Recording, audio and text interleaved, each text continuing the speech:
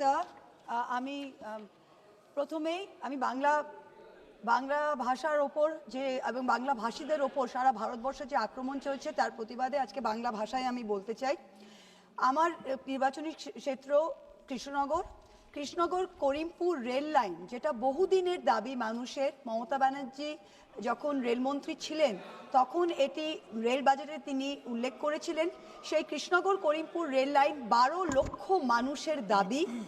আমি যখন 2019-এ প্রথম এমপি হই, আমি এটা রেলমন্ত্রীর কাছে বলি যে এটা খুবই আবশ্যক, এটা আপনারা করুন।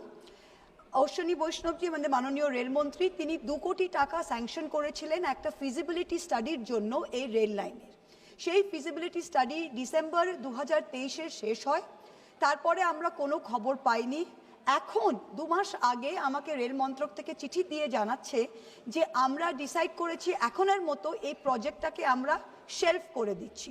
শেলফ মানে আমরা এটা পার্ক করে দিচ্ছি, এটা এখন আর সম্ভব হবে না।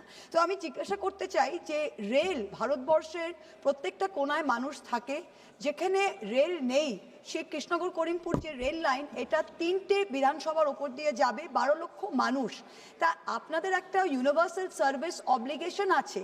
রেলের ম্যান্ডেট কিন্তু শুধুই প্রফিট নয়, আপনারা এখানে প্রফিট নাই বা করলেন, কিন্তু ইউনিভার্সাল সার্ভিস অব্লিগেশনে এই রেল লাইনটা আপনারা ইমিডিয়েট যদি চালু করেন, সেটা শেলফ করে আবার আপনারা এটা করবেন।